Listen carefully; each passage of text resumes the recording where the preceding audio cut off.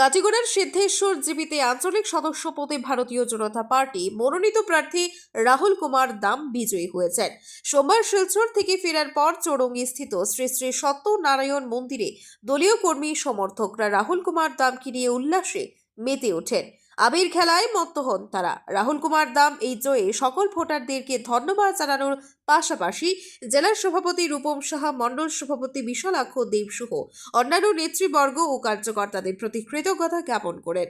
এলাকার উন্নতি কল্পে তিনি সবসময় সচেষ্ট থাকবেন, এতে সকলের সহযোগিতা কামনা করেন রাহুল কুমার দাম। উল্লেখ্য, রাহুল কুমার দাম তার নিকটতম প্রতিদ্বন্দ্বী কংগ্রেস প্রার্থী নাজমা বেগমকে 831 ভোটের ব্যবধানে পরাস্ত করেছেন। ব্যুরো রিপোর্ট, আজকের বরাক।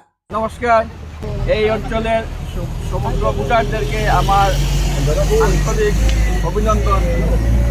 আপনারা আমাকে উজাড় করে ভোট দিয়েছেন, আমি যাতে আপনাদের এই মর্যাদা রক্ষা করতে পারি তার জন্য আমাকে সাহস যোগাবেন। আর আমি বিশেষভাবে আমার বিজেপি কর্মকর্তাদের, বিশেষ করে জেলা সভাপতি, মণ্ডল সভাপতি এবং কার্যকর্তা যারা আছেন তাদের কাছে কৃতজ্ঞ। তারা যে আমাকে টিকিট দিয়ে সম্মান দিয়েছেন তার আস্থা রাখতে পেরে আমি খুবই গর্বিত বোধ করছি।